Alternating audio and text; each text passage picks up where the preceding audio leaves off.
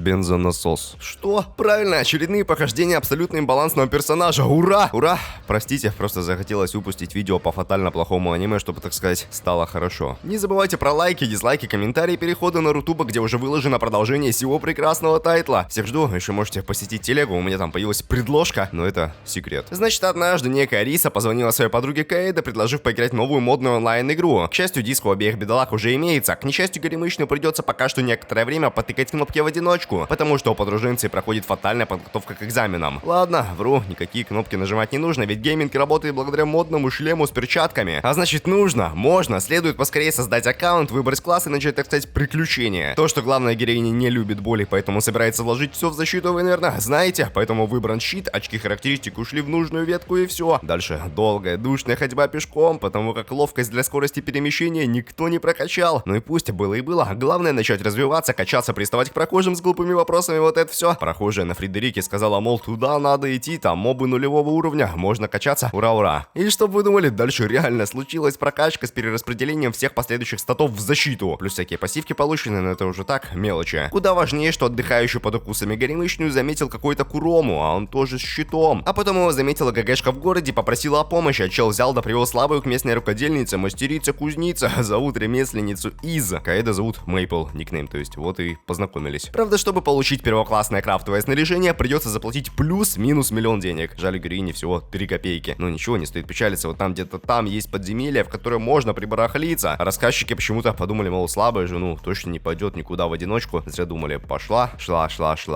и вот пришла, дракона нашла, и за несколько выпитых зелий сопротивление к яду изучила. Тогда почему у меня нет резиста кофе?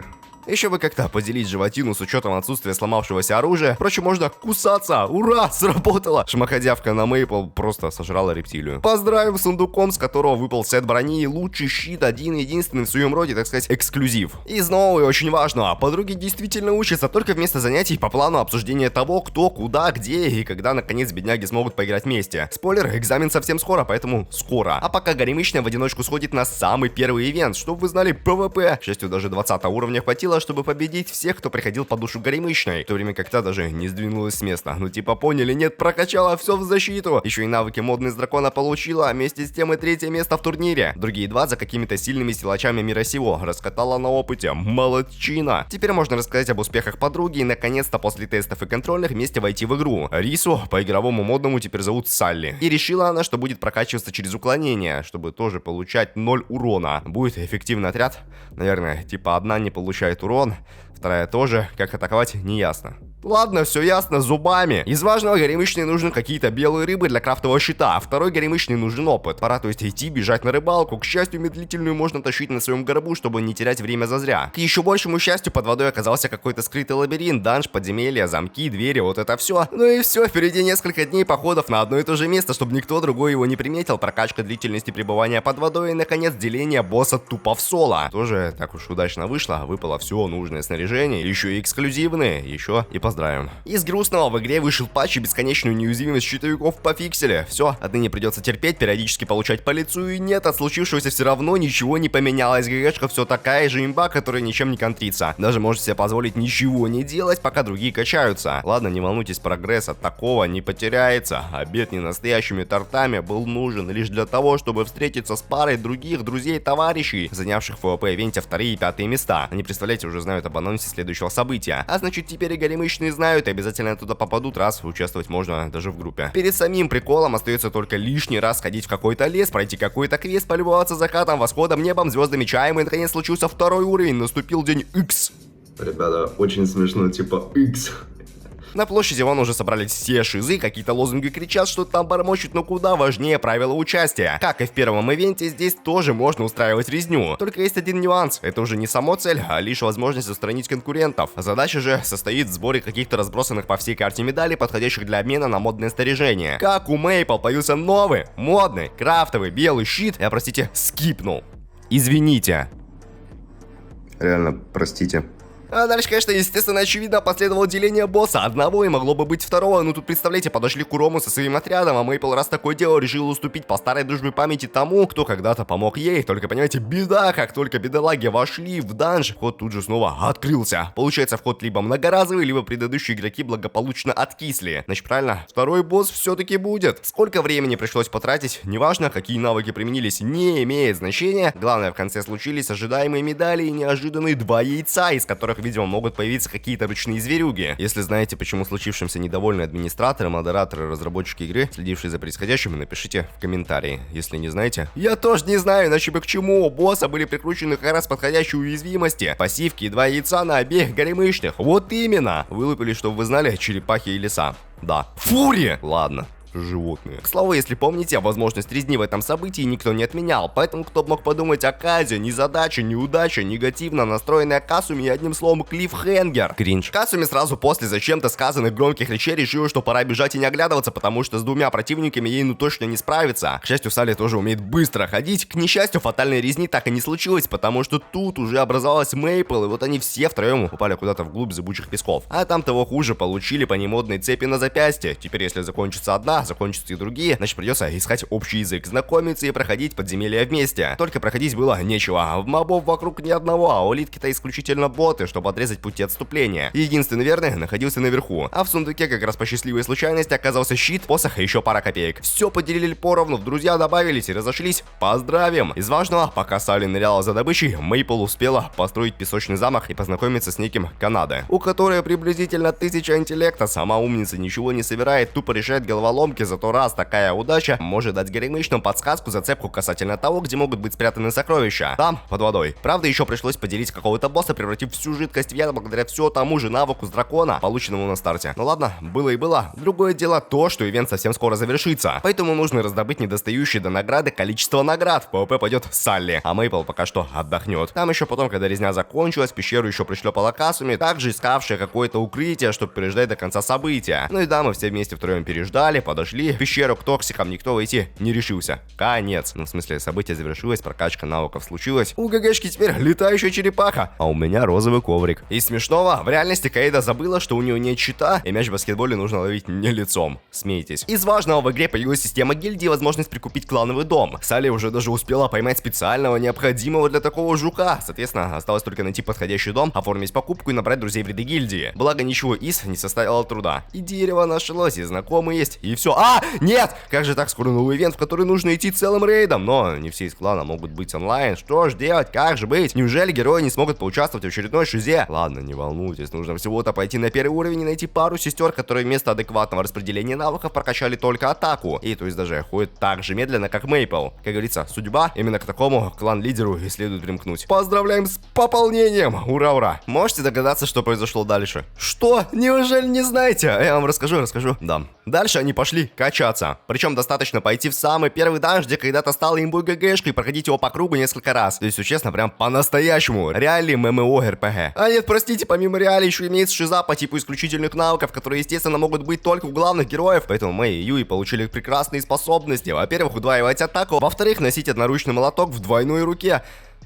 Носить двуручный молоток в одной руке. Значит что? Правильно, можно продолжать качаться. Относится это ко всем. Вот и Канада решает какие-то пазлы-головоломки, получает дубликаты кубов для улучшения колдунств. И Курому зачистил какое-то подземелье, получив новую модную или не очень броню. И опять же, ГГшка тоже время зря не теряет, проходит побочное задание. Это я скипну, прошла. Поздравляем! В честь успеха даже получен новый святошнический навык, ради которого пришлось еще и очередной щит и второй комплект брони крафтить, что было модно, хайпово, эстетически приятно играть. Зато смотрите, какая очередная имба. Какая? Такая, что не контрится. Но нет, похоже, это очередной, что вы думали, клиффхенгер. На самом деле, как же так? Неужели возможно имба контрится, раз гильдия соперников уже вовсю обсуждает теорию и будущую практику при возможном столкновении, сами знаете с кем? Лидер модной гильдии Пейн, игрок с самым высоким уровнем на сервере. А еще у него, поняли, ник типа смешной. Пейн переводится как боль, знали? Это он-то и есть крутой, не такой как все. Кирита 666 XXX Tentacion. Тем временем, представляете? Нет, вообще не представляете, а вот возьмите и представьте. Горемычная во время ивента, в котором нужно было тупо резать говядину, умудрилась свалиться в какое-то подземелье, подобрать шестеренку и поделить демона, съев его изнутри. От чего, естественно, случился очередной уникальный навык, благодаря которому Мейпл теперь может превращаться в Евангелиона. Но и это еще не все, ведь благодаря подобным мемам и схемам можно с легкостью открыть для сагильдийцев проход на 3-й уровень, а уже там, пока все все разбрелись осматривать окрестности стимпанк-локации, можно случайно поговорить с каким-то пенсионером, получив следующий квест, как раз для которого пригодится та самая шестеренка. Конечно, естественно, самая сильная машина среди всех машин была успешно пересчитана, потому что самая сильная машина — ГГшка. Ведь теперь она может превращаться еще и в Гандама. Сплошное, одним словом, везение. Но не стоит забывать о предстоящем ивенте между гильдиями, перед которым мало того, что все качаются, так еще и пытаются узнать побольше информации о соперниках. Вот и Фредерика случайно позволила раскрыть свою слежку. И тут уже никуда не денешься, либо принимать вызов на дуэль от Салли, либо пытаться биться сразу с 4 противниками. Выбор почему-то пал на последнее. Почему? Почему-то? А потому что колдунья все равно не собиралась побеждать. Ей нужно было всего-то увидеть, какими особенными навыками обладают соперники. Мало того, еще так хорошо, удачно сложилось и совпало, произошла лекция о клане соперников. В общем, надежда на то, что благодаря сведениям противники гильдии Пейна пересчитают друг друга. Ха!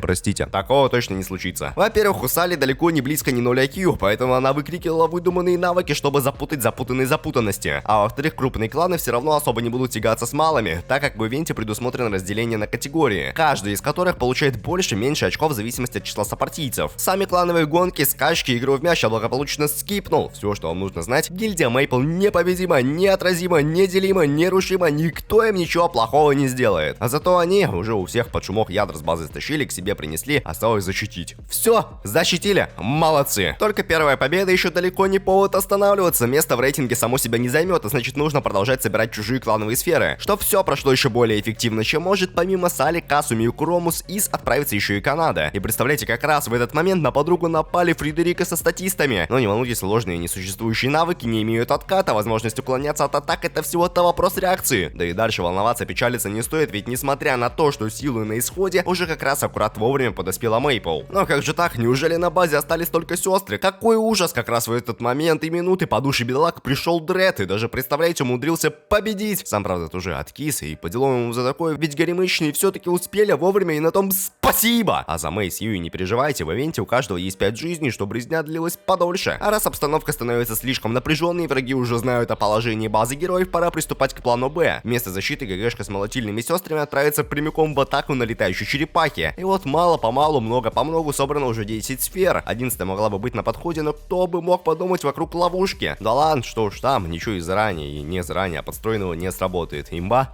сами знаете, не контрится. К счастью, на помощь подчиненным уже вовремя прилетела Мии. Я бы, может быть, даже вам рассказал предысторию и драму вот этой модной гильдии под предводительством огненной Шизики. Но, как говорится, если уже скипнул, зачем возвращаться? Лучше рассказать анекдот. Однажды некоторый Штирлиц поинтересовался у Сократа, что важнее, сколько раз постучали или кто постучал. Философ задумался и ответил вопросом: ты из какого анекдота сбежал? Что до математики, деления, вычисления, резни и прочих визуальных эффектов, так бой все шел. И Мейпл что-то кастовала, и Мии какие-то копья юзала, и товарищи помогали все, что можно, нельзя, кидали, бросали, швыряли. И Мейпл что-то кастовала, и Мии какие-то копья юзала, и товарищи помогали, все, что можно и нельзя, кидали, бросали, швыряли. Но чтоб вы знали, по итогу даже огненная клетка, на проказ которой ушла уйма времени, все равно не смогла остановить горемычную. Потому что правильно, возможность превращаться в Гандама с кучей стреляющих примочек никто не отменял. Из грустного даже навык совместного самовычисления Мии не смог вычислить Мейпл. Из веселого, пока дамы вовсю перебрасывались дробями, сферу клана благополучно унесли с базы, чтобы она ни в коем случае не досталась противникам. Благо, догонять никто никого уже не станет. Вместо этого отдохнувшие сестры готовы поколотить прочих оставшихся в окрестностях игроков. Ну а после можно на свою базу вернуться с мыслями собраться и обсудить дальнейший план действий. Похоже, придется также, по примеру другой команды, забрать свой шарик и сбежать. Как раз времени до прихода войска Пейна должно хватить, потому что, людей там много, а значит они потратят много минут на путь-дорогу. Ёма, простите, извините, никто ничего не значит, Кринж прибыл прямо здесь, сюда и сейчас со своими отборными бойцами. И теперь что будет-то? Что будет? Никто не знает, потому что, представляете, никто не знает, как противостоять имбалансной связке соперников. Тем более, что Пейн не без помощи Фредерики может еще и телепортироваться. Ладно, сами знаете, волноваться еще там, кто там печалится, расстраиваться не стоит, потому что, во-первых, ГГшка еще не использовала парирование, а во-вторых, съесть полуживого противника, приняв форму Евангелиона, очень легко и просто. То есть да, пусть еще пара сагильдейцев искисли и возродились, но все равно все закончилось положительной, безоговорочной победой в поединке. Значит, пора приступать к финальному, последнему плану в рамках ивента. Раз гильдии уже и так осталось мало, можно кому-нибудь помочь, оставив еще меньше. В конце концов, убрать конкурентов лишним не будет, а заодно можно еще и помочь другим тем самым соперникам. соперникам, которые были успешно побеждены, чтобы ребятки не печалились, не горевали и знали, что Мейпл на самом деле хороший и просто играет так, чтобы ей было весело, и всем было весело. И все, событие завершилось, горемычные заняли 3-е место, всем в десятке лучших кланов выдали награду, вчерашние противники сегодня празднуют вместе с героями. А кто другие 7 отрядов? Я не знаю. Ладно, простите, прошу прощения. Да. Если вы тоже хотите, да, второй сезон уже ждет на Рутубе по ссылке, рассылке, посылке, отсылке, ухмылке, бутылке, вилки. По ссылке в описании переходите, смотрите бесплатно. Пока.